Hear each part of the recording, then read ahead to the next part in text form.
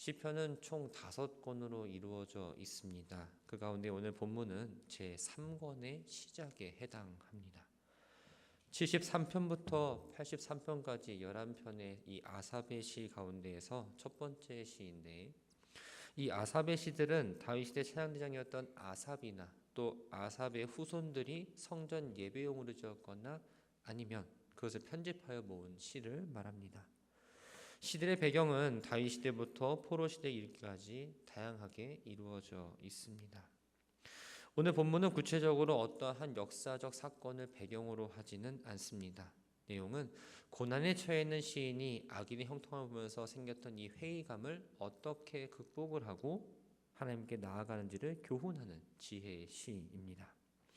시인은 먼저 하나님께서 선을 행하시는 대상이 누구인지에 대해서 이야기합니다. 1절 말씀을 보면 하나님이 참으로 이스라엘 중 마음이 정결한 자에게 선을 행하시나, 이스라엘 중이라는 전제가 붙었습니다.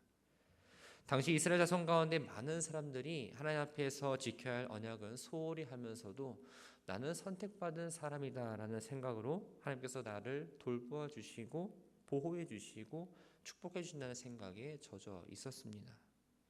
그래서 시인은 이러한 생각을 가진 사람들을 향해서 혈통적으로 이스라엘 자손이란 이유만으로 하나님께서 선을 행하지 않는다는 사실을 이야기하고자 이스라엘 중이라는 전제를 갖고 이야기하고 있는 겁니다.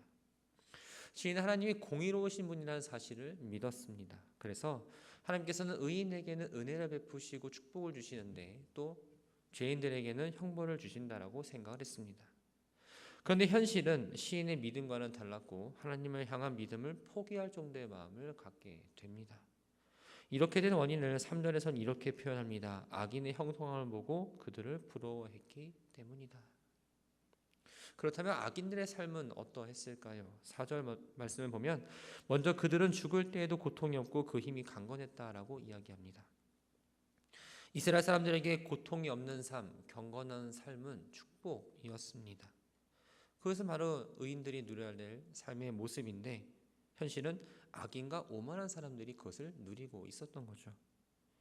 하나님의 살아계심과 공의로우심을 믿고 나아가는 사람들에게 이 문제는 마음 가운데에 어려움을 줄 수밖에 없는 문제였습니다. 또 5절을 보면 사람들이 당하는 고난이 그들에게는 없고 사람들이 당하는 재앙도 그들에게는 없다라고 이야기합니다. 여기서 고난은 우리가 살면서 겪는 고통이나 어려움을 이야기하고 재앙은 천재지변이나 전쟁 또 질병과 같은 재난을 의미합니다. 모든 사람은 연약하고 죄로 인해서 각자마다 어떤 인생의 어려움을 갖고 가는데 고난을 당하고 죽는 것 또한 자유롭지 못한 인생들인데 주변의 악인들을 보면 인간이 겪는 고통이나 어떠한 재난 등을 다 비껴나가는 것처럼 보였던 겁니다.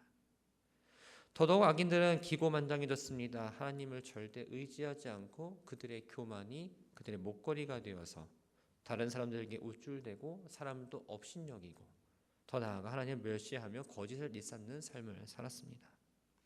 이러한 모습뿐만 아니라 악인들의 유혹에는 영향력이 좀 커서 순진하고 신실한 믿음을 가진 사람들을 타락시키는 모습까지 보이는데 그 모습에 시인이 더 화가 나고 낙심되고 그랬던 겁니다. 그래서 10절 말씀을 보면 그러므로 그의 백성이 이리로 돌아와서 잔에 가득한 물을 다 마셨다라고 기록을 합니다. 그의 백성이란 악인이 아니라 본래 하나님을 믿었던 백성들을 말합니다. 이들 가운데 하나님에 대한 믿음이 확실하지 않았던 사람들은 악인의 말이 옳다고 생각했습니다. 그래서 그 말이 마치 자신들을 구원하는 구원의 생명수처럼 여기게 되었고 악인들을 본받아서 악인의 길을 따라가게 되었던 겁니다. 이러한 사람들은 이렇게 고백을 합니다. 11절 하나님이 어찌 알랴 지존자에게 지식이 있으랴 하는도다. 이 말은 하나님의 존재, 하나님의 지식에 대해서 부정하는 말은 아닙니다. 이들은 하나님의 존재 자체는 인정했습니다. 그 이스라엘 사람들의 생각에 하나님은 창조하신 분이라는 생각은 다 가지고 있었습니다. 단지 하나님께서 인간의 행위들을 제대로 알지 못한다라고 생각해서 이렇게 이야기를 했던 겁니다. 하나님께서 인간의 모든 일을 아신다면 절대 악인이 형통함을 누릴 수가 없는데 현실은 악인들이 형통함을 누리고 있으니까 하나님께서 인간 세계에 대해서 전혀 모른다라고 생각을 했던 겁니다. 시인은 하나님의 선하신 뜻을 지키며 살아왔습니다. 말씀에 더 집중하고 그랬는데 눈앞에 보이는 상황은 전혀 달랐던 겁니다. 그러면서 자신들의 모습과 악인의 모습을 비교하면서 점점 더 회의감에 빠지게 되었습니다. 이들은 악인들이라도 항상 평안하고 재물은 더 불어나도다라고 이야기합니다. 자신은 늘 마음을 깨끗이 하고 죄를 짓지 않기 위해서 열심히 아둥바둥 노력을 했는데 그렇지만 나는 이유를 모를 고통을 지금 당하고 있고 악인들은 하나님 뜻을 외면하며 살고 있는 것 같은데 오히려 형통하고 지금 번영하게 살고 있었던 겁니다. 이쯤 되면 누구라도 하나님의 말씀에 따라 선한 삶을 사는 게 무익하다라고 생각이 들었을 겁니다. 그래도 악인들과 함께 그들이 넘치는 그 악의 잔에 참여한 백성들처럼 사는 게 훨씬 더 유익하다라고 생각이 들었을 겁니다. 내 삶은 너무나 무가치하지 않은가? 이렇게 살아온 내 삶을 하나님은 과연 알고 계시는가라는 의심이 듭니다. 그러면서 형통한 악인들처럼 살겠다라고 말할 뻔했습니다. 만약 그랬다면 시인은 15절 이렇게 고백합니다. 주의 아들들의 세대에 대하여 악행을 행할 뻔했다. 즉 하나님을 사랑하고 두려워하는 사람들에게 상처를 주었을 거라는 말입니다. 의인은 고난당하게 하시고 악인을 형통하게 하시는 하나님 뜻을 헤아릴 수 없어 시험에 들어 실족하는 지경에까지 이르렀지만 이들은 신앙의 뿌리가 깊었기 때문에 악인들을 따르지 않을 수 있었습니다. 시인은 하나님의 공의는 나타나지 않고 이 부조리에만 느껴지는 이 현실 가운데를 이해하기 위해서 수많은 노력을 합니다. 그러나 시인이 만족할 만한 대답을 얻지는 못했습니다. 하지만 17절 말씀을 보면 하나님의 성소에 들어갈 때에야 그들의 종말을 내가 깨달았다라고 고백을 합니다. 성소에 들어갔다라는 말은 하나님께 기도했다라는 의미입니다. 자신의 시선을 현실에서 하나님께로 돌렸을 때에 하나님의 위대하신 영광에 사로잡히게 되었고 전에 알고 있었던 것도 잊어버렸던 진리들을 하나씩 깨닫고 기억하기 시작했던 겁니다. 현실의 눈에서 믿음의 눈으로 바라보기 시작한 이 시인은 18절부터 20절까지 기록된 대로 악인들의 최후에 맞이할 운명을 깨닫게 되었고 하나님의 공의에 대해서 확신을 하게 되었습니다. 한마디로 정리하자면 악인들의 형통함은 영원한 것이 아니고 그들에게는 영원한 멸망의 심판이 기다리고 있다는 것을 깨닫게 된 겁니다. 시인은 악인에 대해 심판이 반드시 죽음 이후에 올 거라고 말하지 않고 있습니다. 악인들은 이 세상에서 그들이 예상치 못한 때에 하나님의 심판을 받아 완전히 파멸할 수도 있습니다. 그러나 여기서 중요한 건 악인들이 이 세상에서 심판을 받아 망할 수 있다라는 사실이 아니라 악인들은 세상에서 형통하고 번영한 것처럼 보여도 그들의 운명은 심판의 날을 조금씩 향하고 있다라는 겁니다. 그래서 20절에서 시인은 이렇게 고백을 합니다. 주여 사람이 깬 후에는 꿈을 무시함같이 주께서 깨신 후에는 그들의 형상을 멸시하시리이다 라고 합니다. 세상에서 형통과 번영이 지극히 허무하다라는 거죠. 사람이 아무리 화려하고 좋은 것을 꿈을 꾸지만 그 꿈에서 깨어나고 나면 그만이라는 겁니다. 악인들이 형통하고 번영할수록 그들은 심판날에 자신이 살아온 어떤 인생의 허무감과 심판의 두려움만을 크게 느낄 뿐이다라고 이야기하고 있습니다. 하나님의 뜻을 이해하기 전에 시인의 마음은 이랬습니다. 산란하며 양심이 찔렸습니다. 산란하다라는 말은 마음이 쓰라린 근심과 걱정으로 가득 차 있었다를 말합니다. 또 양심은 마음이 품고 있었던 여러 가지 어떤 욕심을 의미합니다. 악인들의 번영에 대해서 불평과 근심으로 가득한 삶을 살았습니다. 왜 하나님의 공의는 이루어지지 않는가라는 불만을 터뜨리며 살았습니다. 그런데 성소에 들어간 이후에 하나님 뜻을 깨닫고 난 이후에 자신은 우매무지함으로 주 앞에 짐승이다라고 고백을 합니다. 하나님의 섭리와 그 뜻을 깨달은 이후에 자신이 보고 느꼈던 것으로 하나님의 공의를 잠시나마 의심하고 불평했던 것들이 얼마나 어리석었는가를 드디어 깨닫고 고백을 하게 된 겁니다. 비록 자신이 영적으로 무지했지만 하나님을 배반하는 지경까지는 이르지 않았다. 또 하나님께서 자신을 붙드셨다라고 고백을 하고 있습니다. 그래서 이렇게 말을 하죠. 내가 항상 주와 함께하니 주께서 내 오른손을 붙드셨나이다. 본문의 앞에서 주의 자녀들을 배반하지 않으려고 어떻게든 하나님의 섭리에 대해서 알고자 노력했기 때문에 실족하지 않았다라고 고백을 했지만, 어쨌든 이 모든 것들이 자신의 의지와 노력이 아니라 하나님께서 자비와 긍휼을 베풀어 주셨기 때문에 가능했음을 이야기하는 겁니다. 우리가 믿음의 길을 포기하지 않고 갈 수 있는 이유가 바로 이것입니다. 작은 문제와 시련으로 신앙의 회의에 빠질 때가 있습니다. 또 믿음이 버리기 쉬운 존재로 살아가고 있습니다.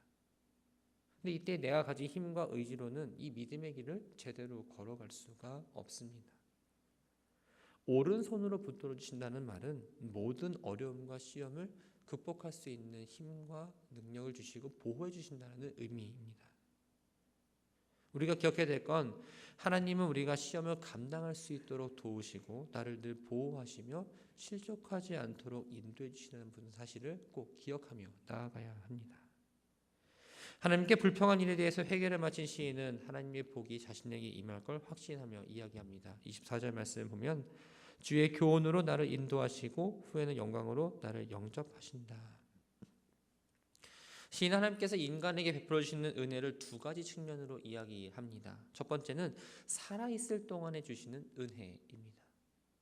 하나님은 말씀으로 교훈을 주시고 삶을 안내하시고 통치하시며 위기 때마다 필요한 교훈을 주신다라고 이야기합니다. 또 다른 은혜는 죽은 후에 영광으로 영접하시는 은혜입니다. 하나님께서 하나님을 사랑하는 자들을 영원한 형통의 길로 인도해 주신다라는 거죠.